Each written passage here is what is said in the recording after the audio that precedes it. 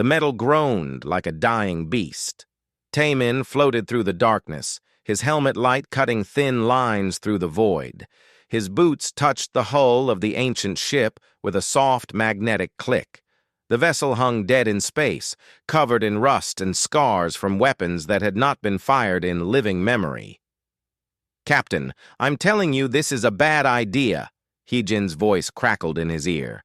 She was back on their salvage ship, watching his vital signs. "That thing has been drifting for who knows how long. It could collapse at any moment."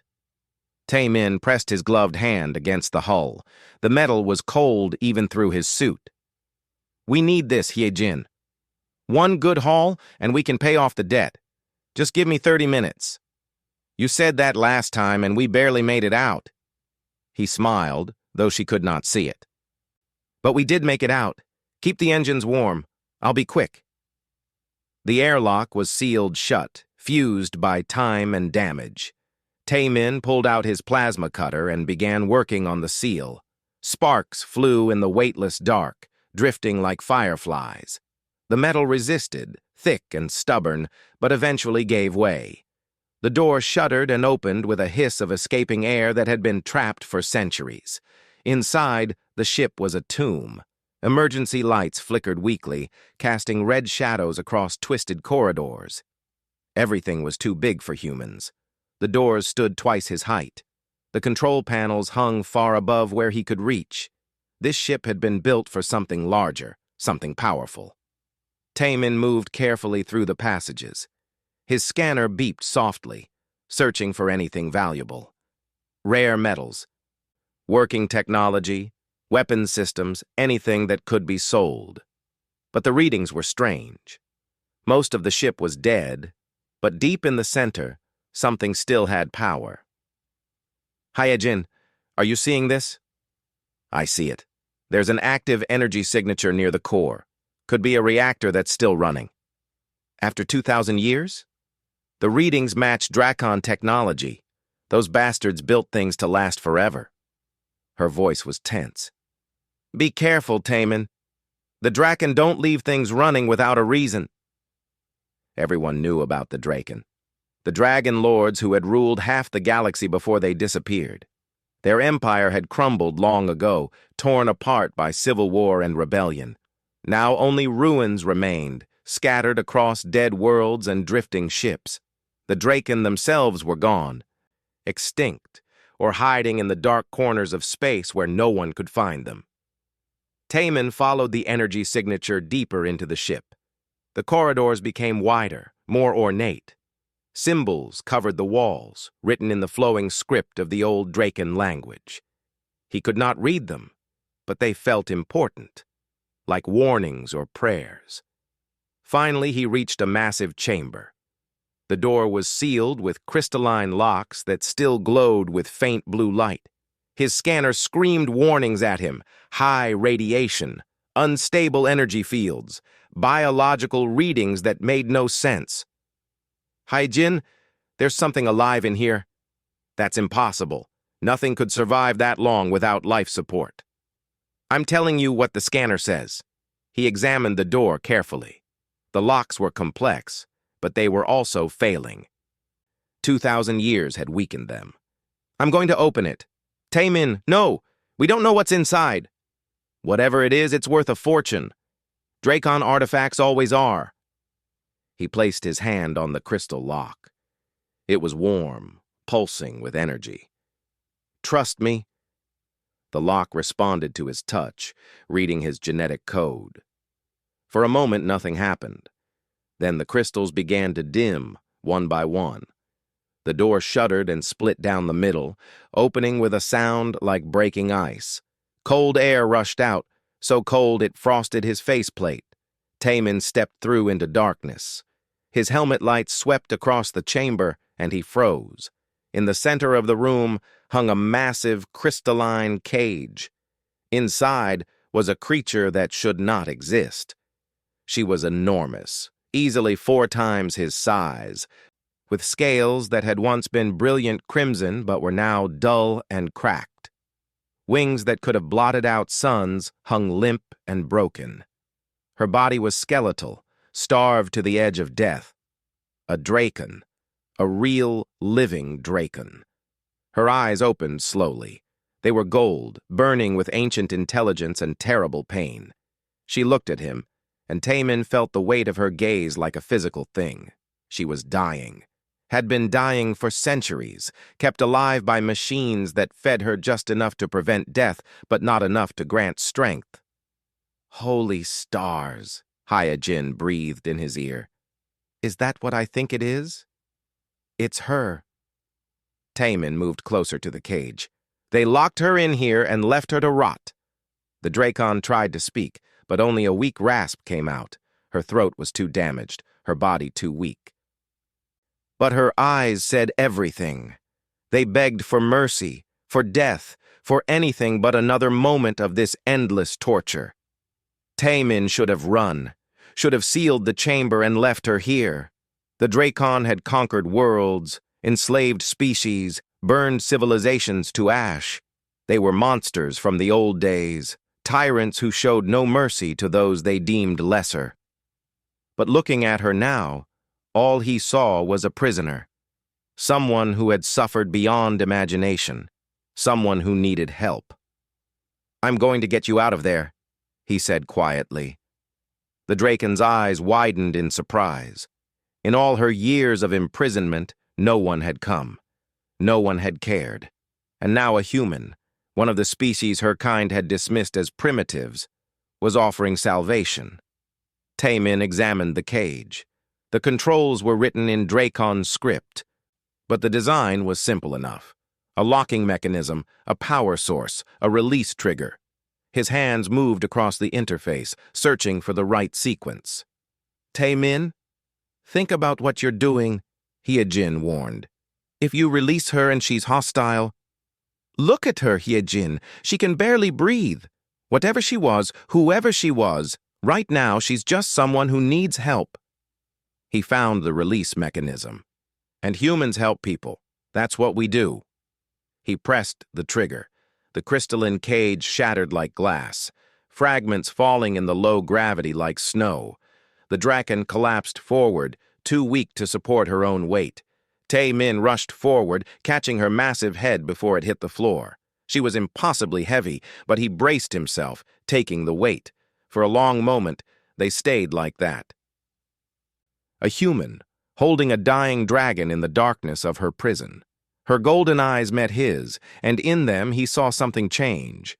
Recognition, gratitude, hope.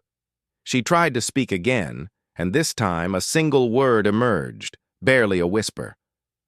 "Why?" Taemin looked into the Draken's golden eyes and saw the question reflected there. Why would he help her? Why would any creature show mercy to something that had been abandoned by its own kind? "Because it's the right thing to do," he answered simply. The Draken made a sound that might have been a laugh or a sob. Her body shuddered, scales rattling like broken glass. Taemin could feel her heartbeat, slow and irregular, struggling to keep going after so many years of suffering. "We need to get you to my ship," he said. "Can you move?" She tried to lift her head, but the effort was too much. Her legs buckled, and she collapsed fully onto the cold floor.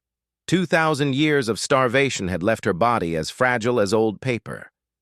The machines had kept her alive, but they had not been kind. "Hyojin, I need help down here. She can't walk." "You want me to come into that death trap?" But her voice already held resignation. Hyojin had worked with Taemin long enough to know when he had made up his mind. "Give me 5 minutes. And Captain, if this gets us killed, I'm going to be very upset with you."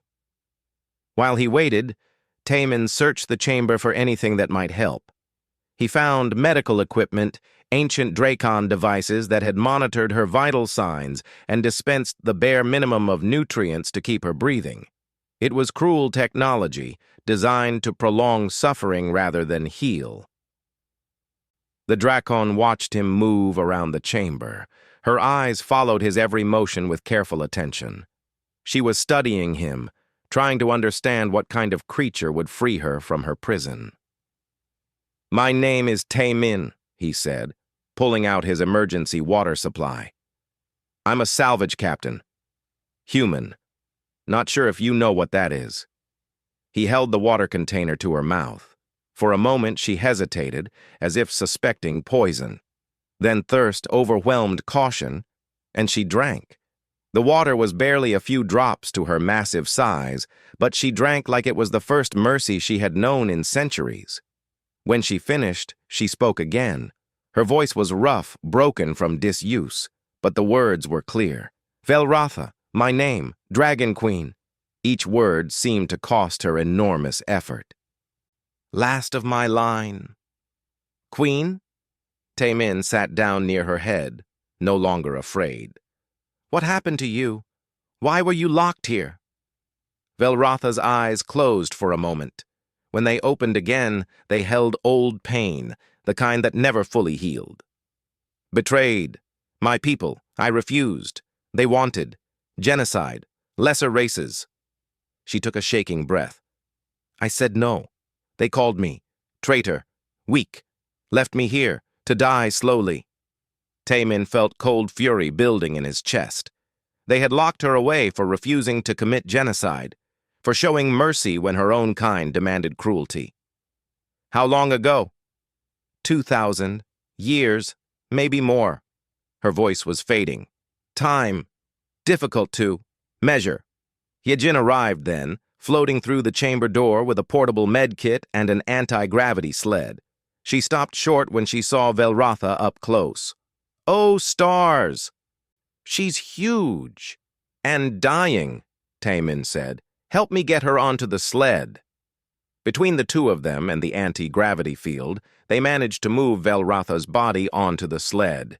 She weighed more than their entire cargo hold could carry, but the technology compensated, making her nearly weightless.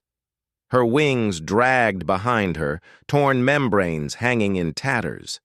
The journey back to their ship was slow and careful. The ancient corridors threatened to collapse with every movement. Twice they had to stop and find alternate routes when passages proved too unstable. All the while, Velratha's breathing grew more labored. Stay with us, Taemin urged. We're almost there. Why? She asked again, her voice barely a whisper. Humans, we enslaved, your worlds. Why help? That was your people, not you, Taemin said. You're not responsible for what they did. And besides, you tried to stop them. That means something. Their salvage ship was small, designed for a crew of 3 at most. Getting Velratha inside required removing half their cargo and converting the main hold into a makeshift medical bay. Hyejin worked quickly, setting up the equipment they had. Basic scanners, a portable life support system, and medical supplies meant for humans. This is insane, Hyejin muttered as she attached monitoring leads to Velratha's scales. I don't know Dracon physiology. I barely know human medicine. Do what you can, Taemin said. That's all we can do. The scanners painted a grim picture. Velratha's organs were failing. Her bones were brittle from mineral deficiency. Her blood carried toxins from centuries of inadequate filtration. By all logic, she should already be dead. Only her Dracon physiology, built for survival in the harshest environments, had kept her alive this long. She needs protein, minerals, clean water, and about 6 months in a regeneration tank, Hyejin reported. We have emergency rations, tap water, and a first aid kit. This is not going to be enough. But they tried anyway. Taemin heated their protein bars into a paste that Velratha could swallow. Hyejin rigged the water recycler to provide a constant drip of clean water. They wrapped her in thermal blankets to combat the cold that seemed to radiate from her core. It was not enough. It should not have been enough. But Velratha's eyes stayed open, watching them work with wonder. Why? She asked for the 3rd time. Taemin sat down beside her, exhausted. You want to know why humans help? I'll tell you. We're not the strongest species. We're not the smartest or the fastest. We don't have scales or wings or natural weapons. What we have is each other. We survive because we help each other, even when it's not logical, even when it's dangerous. That's what makes us human. Your people, enslaved by mine, tortured, killed. Velratha's voice was stronger now, fed by the meager food and water. Yet you show mercy to me. You're not them, Hyojin said, checking the monitors. You said no to genocide. You tried to do the right thing, and your own people punished you for it. That makes you worth saving in my book. Velratha's eyes glistened with something that might have been tears. My people called me weak for compassion, said mercy was failure. Then your people were wrong, Taemin said firmly. Mercy isn't weakness. Compassion isn't failure. That's the difference between surviving and living. For the first time in 2,000 years, Velratha felt something other than pain and despair. She felt hope. These small creatures, these humans who had every reason to let her die, were fighting for her life with everything they had. I am in your debt, she said quietly. No debt, Taemin replied. This is what we do, what we've always done. We take care of each other. Outside the ship, the ancient Dracon vessel continued its endless drift through space. Inside, a dragon queen began the long process of healing, tended by two humans who asked for nothing in return. It was a small act of kindness in an uncaring universe. But sometimes, small acts change everything. 3 days passed in the cramped salvage ship. Velratha remained in the cargo hold, too large to fit anywhere else. Her condition improved slowly. The color was returning to her scales, and her breathing no longer sounded like breaking glass. She could lift her head now without pain, and her voice grew stronger with each passing hour. Taemin and Hyejin took turns caring for her. They fed her every few hours, small amounts of protein paste mixed with mineral supplements. It was meant for humans, but it was better than nothing. They cleaned her wounds and changed her bandages. They talked to her, telling stories of their travels and the strange things they had found in the dark corners of space. You live interesting lives, Velratha said one evening as Taemin brought her food. For salvagers. Interesting is one word for it, Taemin said with a smile. Terrifying is another. Last month we found a derelict station that was still running automated defense systems. Nearly got vaporized before we figured out the shutdown codes. Yet you continue. Dangerous work. Someone has to do it. Besides, the galaxy is full of lost things worth finding. He helped her drink, holding the container steady. Like you. Velratha was quiet for a moment. Tell me. About humans. Your species. I know little. We dismissed you. As primitive. Weak. We are weak, Taemin admitted. Compared to most species, we're fragile. We can't breathe toxic atmospheres or survive radiation or regrow limbs. We don't live for centuries. We're just us. But you survived, the Dracon. We tried to conquer your worlds. Failed. You failed because you underestimated us, Hyejin said, entering the hold with fresh medical supplies. Humans are stubborn. You can knock us down, but we get back up. Every time. And we remember. We learn. We adapt. I remember. The reports, Velratha said. Human resistance. Fierce. Clever. We lost. Entire fleets. To your tactics. Your refusal.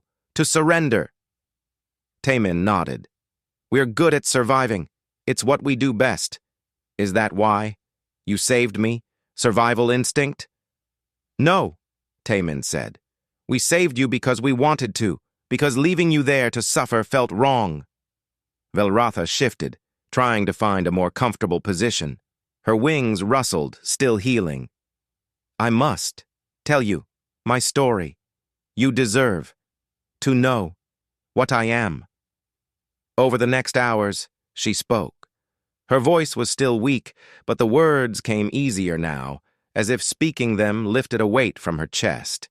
She had been born into royalty, a daughter of the Dragon Emperor.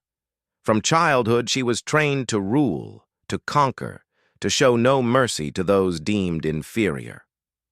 The Draken Empire stretched across 1,000 worlds, built on the backs of enslaved species. They believed themselves to be the pinnacle of creation, the rightful rulers of all existence. But Velratha had always been different. She questioned the teachings. She saw the suffering they caused and felt doubt. When she rose to become Dragon Queen, she tried to change things. She spoke of peace, of coexistence, of treating other species with dignity. Her people called her a traitor. The breaking point came when the Draken High Council ordered the extermination of 3 entire species. They had rebelled, fought for their freedom, and the Council demanded absolute annihilation as punishment. Velratha refused to give the order. She argued, fought, pleaded for mercy. The Council stripped her of her title. They called her weak, corrupted by the poison of compassion. They sealed her in the crystalline prison aboard an empty ship and sent it drifting into the void. No trial, no chance to defend herself, just endless isolation and slow starvation. I thought I would die. Quickly, she finished. But the machines kept me alive. For 2,000 years, I felt, every moment, every hour, hoping for death. But it never came. Taemin felt anger burning in his chest. Your own people did this to you because you showed mercy. They believed mercy was the greatest sin, that compassion made one weak, unfit to rule. They were wrong, Hyejin said firmly. Compassion doesn't make you weak, it makes you strong. Real strength is choosing kindness when you could choose cruelty. Velratha looked at them with ancient eyes. You truly believe this? It's what humanity learned the hard way, Taemin said. We tried the other way. Thousands of years ago, we fought each other, conquered each other, enslaved each other. It nearly destroyed us. We survived because we learned to be better, to help instead of hurt, to build instead of destroy. And now, you help me, a monster, from the species that tried to enslave you. You're not a monster, Hyejin said. You're someone who tried to do the right thing and paid a terrible price for it. That makes you brave, not monstrous. Velratha closed her eyes. When she opened them again, they were wet. In all my long life, no one ever called me brave for showing mercy. Then your life was spent among fools, Taemin said. A sound came from Velratha then, broken and raw. It took a moment for them to realize she was crying. Not tears of pain or despair, but tears of relief. For the first time in 2 millennia, someone understood. Someone cared. Hyejin moved closer, placing a gentle hand on Velratha's scaled neck. It's okay. You're safe now. You're not alone anymore. I thought all honor was lost, that I died in disgrace. There's no disgrace in choosing life over death, mercy over murder, Taemin said. Your people were wrong. History will remember them as tyrants. But you'll be remembered as the one who tried to save them from themselves. My people are gone now. Yes? The Empire collapsed? Yes, Hyejin confirmed gently. The Draken Empire fell about 1,500 years ago. Civil war, rebellion, resource depletion. It tore itself apart. We find ruins sometimes, but no living Drakon. Until you. I am. The last? Maybe. We don't know for sure. Space is big. But you're the first living Draken anyone has seen in centuries. Velratha absorbed this information slowly. Her entire civilization gone. Everyone she had known dead for over 1,000 years. She had outlived her entire species while trapped in a prison meant to kill her. What will you do? With me? She asked quietly. Taemin and Hyejin exchanged glances. They had been asking themselves the same question. We're taking you to Seora Station, Hyejin said. It's a free port, neutral territory. They have medical facilities that can help you properly heal. After that, well, that's up to you. You would. Let me choose? Of course, Taemin said. You're not a prisoner anymore. You're a person. You deserve freedom. I have. Nothing. No home, no people, no purpose. Then you'll figure it out, Ye-Jin said with a small smile. That's what freedom means. The chance to decide who you want to be, not who others tell you to be. Velratha was quiet for a long time. Finally, she spoke, her voice carrying a strength that had been absent before. I wish to help humans, as you have helped me. Is this possible? Possible? Taemin grinned. We'd be honored, but first, you need to heal. Get your strength back. Then we can talk about the future. I will heal, Velratha promised. And then, I will show you what a dragon queen can truly do when she fights for what is right. Outside, stars wheeled in their eternal dance. Inside the small salvage ship, 3 unlikely companions shared a meal and spoke of better tomorrows. The universe was vast and often cruel, but in that moment, hope burned bright. Sometimes the smallest acts of kindness plant seeds that grow into forests. The warning alarms woke Taemin from a restless sleep. Red lights flashed throughout the ship, and Ye-Jin's urgent voice came through the intercom. Captain, we have company. Multiple vessels just dropped out of hyperspace. They're Dracon design. Taemin was on the bridge in seconds, still pulling on his jacket. The scanner display showed 3 ships, each 10 times the size of their salvage vessel. Ancient but functional, their hulls bearing the symbols of the old Dracon Empire. They were moving into attack formation. How is this possible? Ye-Jin asked, her fingers flying across the controls. The Draken are extinct. Apparently not all of them, Taemin said grimly. Get us moving. Maximum speed toward Seora Station. They're faster than us. We can't outrun them. Then we buy time. He activated the communication channel. Attention Draken vessels. This is Captain Taemin of the salvage ship Morning Star. We mean no harm. Please state your intentions. The response came immediately, spoken in the ancient Dracon language. The ship's translator struggled with the archaic dialect, but the meaning was clear enough. Human vessel, you carry. Traitor filth, the broken queen. Surrender her, or die. Velratha's voice came from the cargo hold, weak but urgent. Taemin, they found me.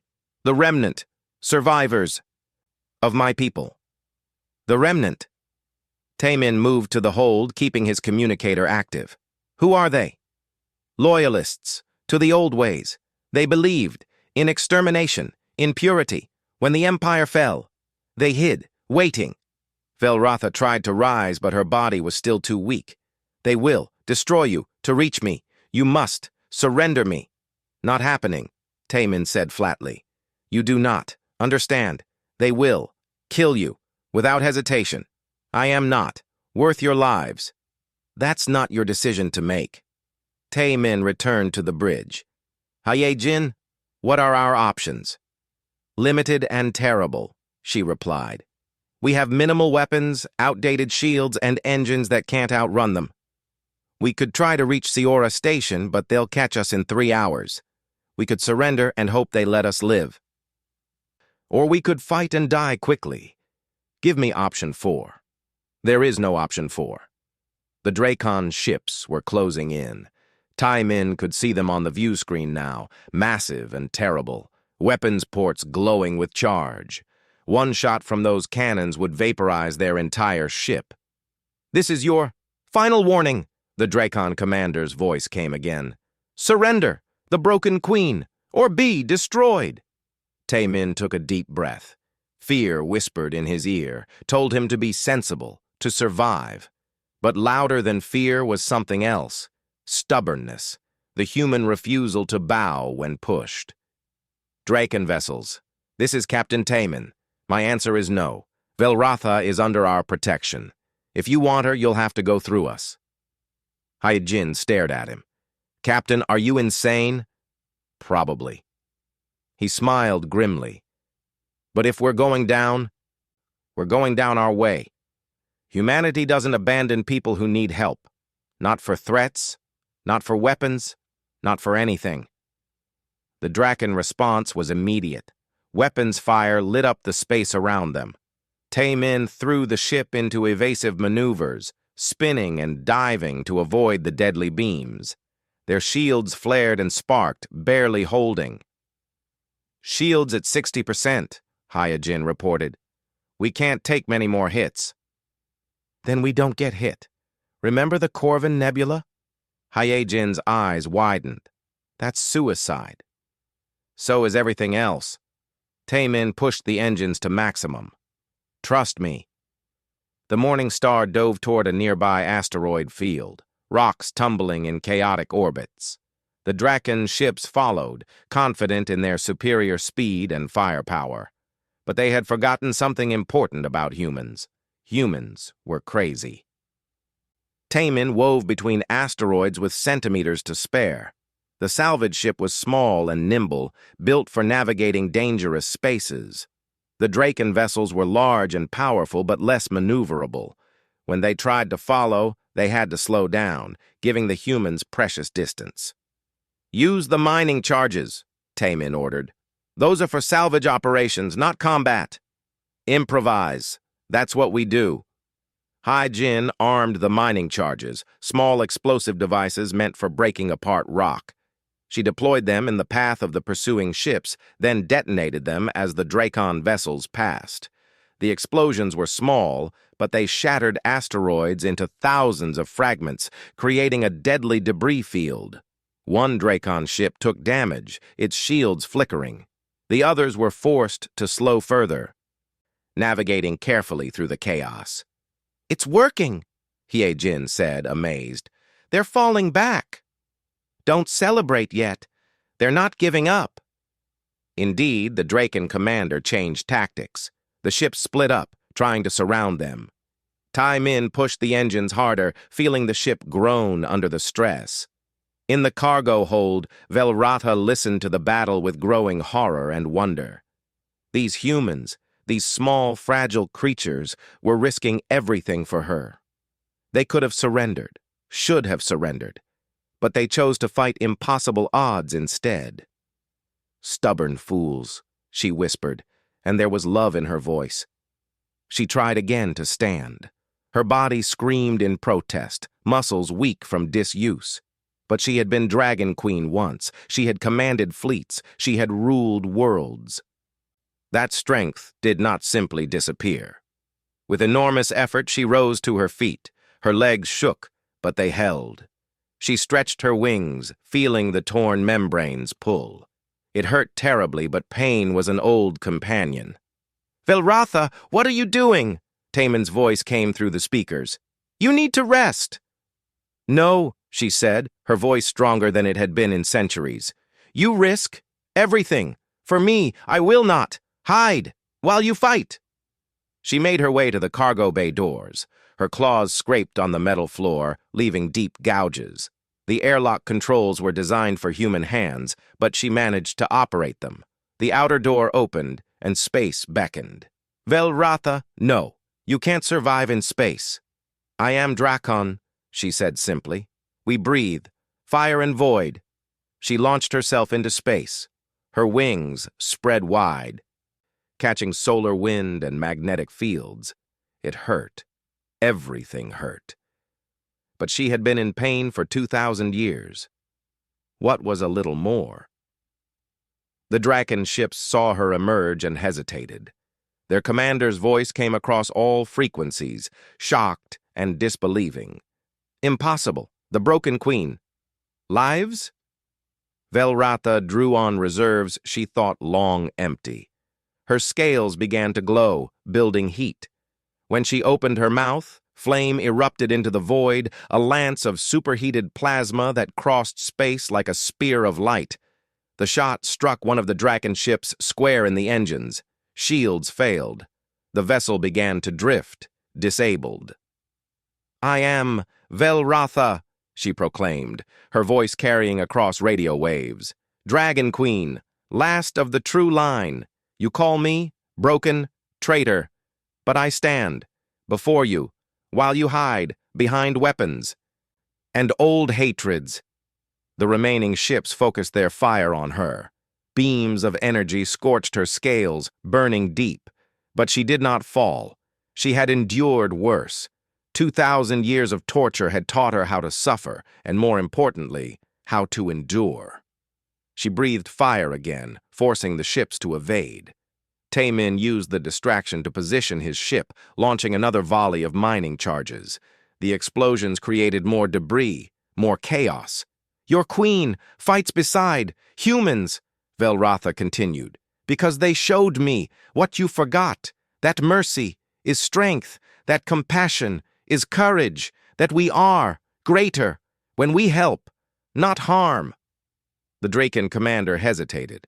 Old programming warred with new reality. They had been taught that Velratha was weak, corrupted, broken. But here she was, wounded and starving, standing against them with a ferocity that reminded them why she had been queen. You are already dead, the commander finally said. The old ways are dead. We are remnants, ghosts, fighting for nothing. Then stop fighting, Velratha said, and choose life over death, hope over hate. For a long moment, nothing happened. Then slowly, the Draken ships powered down their weapons. We will not kill our queen, the commander said quietly. Even if she is broken. I am not broken, Velratha said. I am whole for the first time in my life. The ships turned and jumped away, disappearing into hyperspace. Velratha floated in space, her strength finally giving out. Taemin brought the ship alongside and retrieved her, pulling her back into the cargo hold. She collapsed immediately, breathing hard. But she was smiling. Humans, she whispered, you are absolutely insane. Welcome to the club, Taemin said, grinning. Sayora Station hung in space like a small city made of metal and light. Ships from 100 different species came and went, trading goods and information. It was neutral ground, a place where old enemies could meet without violence. The perfect place for a dragon queen to begin her new life. The medical facility was advanced, filled with technology from across the galaxy. Doctors worked on Velratha for 3 weeks, repairing damage that should have killed her centuries ago. They rebuilt her organs, strengthened her bones, and grafted new tissue to her torn wings. It was expensive work, using up all of Taemin's savings and more. You are spending too much, Velratha protested when she learned the cost. I can survive with less. You already survived with less for 2,000 years, Hyejin said firmly. Now you're going to heal properly. Consider it an investment. In what? In a better future. When the treatments were complete, Velratha stood on her own for the first time in millennia. Her scales gleamed crimson like fresh blood. Her wings spread wide, whole and strong. She looked like what she was, a dragon queen in her full power. She also looked terrifying. Other species backed away when she walked through the station corridors. Old memories died hard. The Drakon had been conquerors once, and fear of them lingered like a scar. But Velratha walked beside Taemin and Hyejin, and something about that image made people pause. A dragon walking peacefully with humans. It was strange. It was unprecedented. It was hope. They met in a small cafe overlooking the station's central plaza. Taemin ordered drinks while Velratha folded her wings carefully to fit in the space. What will you do now? She asked them. Return to salvage work? Eventually, Taemin said. First, we need to figure out what you're going to do. You're healthy now. You could go anywhere, do anything. I have thought much about this. Velratha looked out at the station, at the dozens of species moving about their lives. I was queen once. I ruled, commanded, conquered, I thought. That was strength.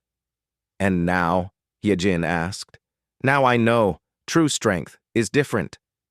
She turned to face them.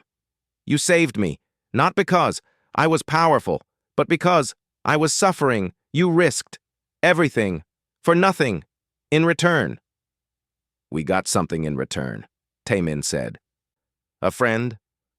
Velratha's eyes softened. Yes, a friend. I have never had that before. Not truly. They sat in comfortable silence for a moment. Then Velratha spoke again, her voice carrying the weight of decision. I wish to help others, as you helped me. There are many species in this galaxy who suffer, who are enslaved, forgotten, lost. I want to find them, free them, show them the mercy you showed me. That's a big task, Hyejin said. One dragon, even a queen, can't save everyone. No, Velratha agreed, but one dragon and 2 humans could make a start. Taemin blinked. You want us to join you? If you will have me. I know nothing of this galaxy anymore. I need guides, friends, partners. She looked at them seriously. You taught me what humanity can be. Now I wish to show what Dracon should have been. Hyejin and Taemin exchanged glances. They had been salvagers, picking through ruins and debris. It was honest work, but small, limited. This was something bigger, something that mattered. We'd need a better ship, Hyejin said slowly. The Morning Star is great for salvage, but for rescue operations, we'd need more space, better shields, medical facilities. I have resources, Velratha said. The Empire had hidden vaults, treasuries, scattered across space. I know their locations.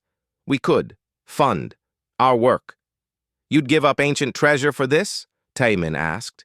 What good is treasure if I have no one to share it with, no purpose to use it for?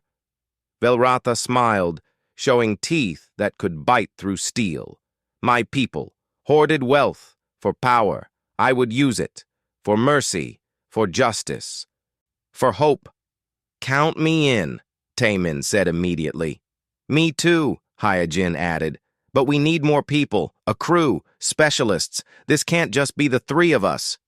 Then we recruit, Velratha said.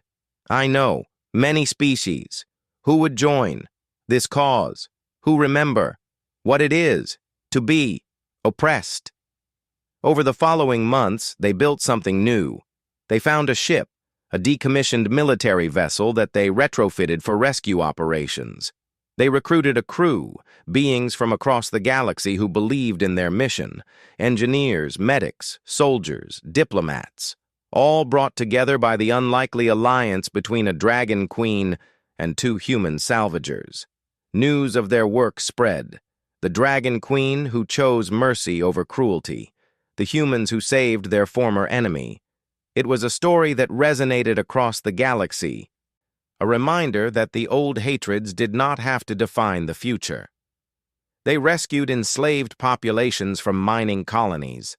They freed prisoners from forgotten stations. They stood between the powerful and the powerless, using Velratha's strength and humanity's stubborn compassion to make a difference. Not everyone approved.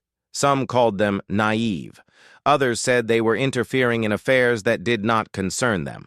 The powerful especially disliked them, as they disrupted systems built on exploitation.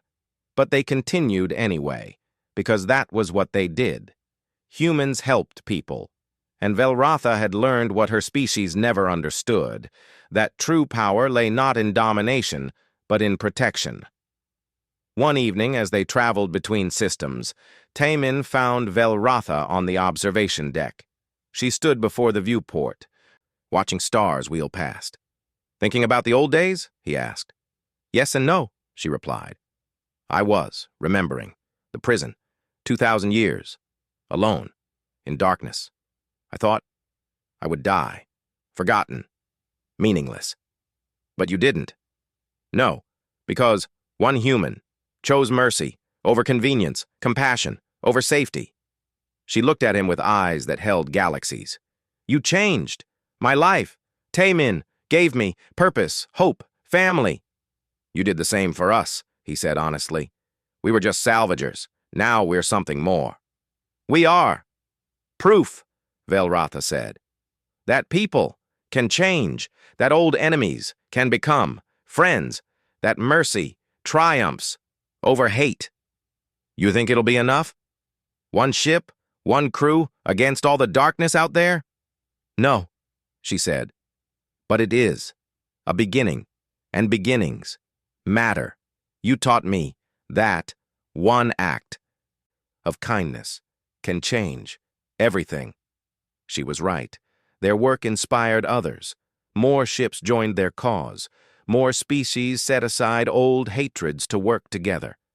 The movement grew, fueled by the simple idea that mercy was not weakness, that compassion was strength. Years later, historians would write about the Dragon Queen who chose a different path. They would speak of the humans who showed her the way.